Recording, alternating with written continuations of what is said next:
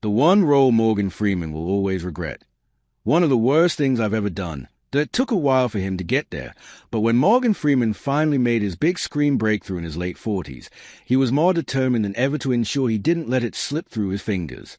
So many actors are being given a chance to feature in a movie, a proverbial crack in the door letting in the bright lights of Hollywood, only to fumble, grab the handle and slam it shut on themselves. Freeman would do no such thing. He might not have been a film actor, but he had enough experience, in life and professionally, to know when an opportunity was worth grabbing.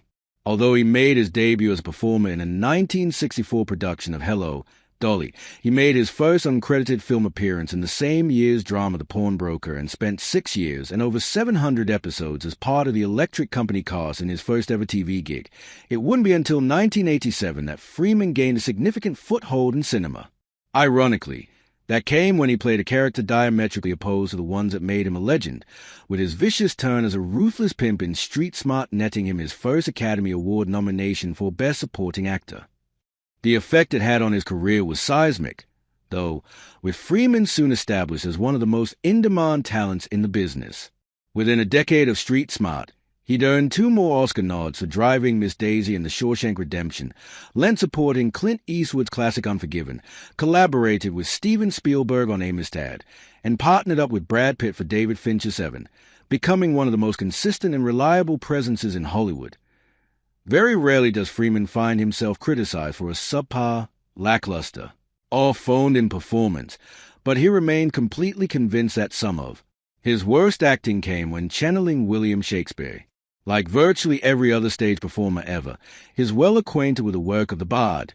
Just don't ask him to play the lead. At various points in his career, he's been a cast member in productions of Coriolanus, Julius Caesar, and The Taming of the Shrew, but he despises Othello with a passion. Not only has he frequently denigrated of his own abilities at playing the lead, but he doesn't care for the play in general.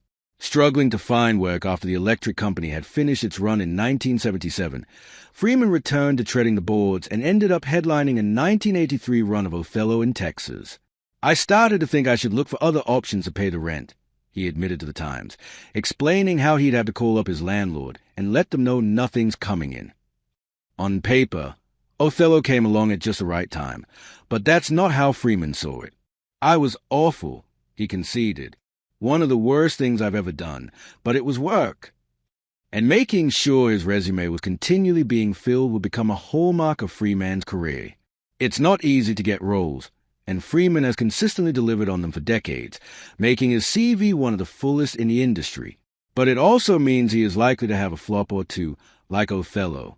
That's hardly the only time he's lambasted his efforts as a character, even if he did come close to reprising it in 2001, when reports emerged he'd entered talks to do it all over again in conjunction with the Royal Shakespeare Company. It never ended up happening, but based on his own scathing self-assessment, it's hardly far-fetched to suggest he got cold feet after his experience the first time around.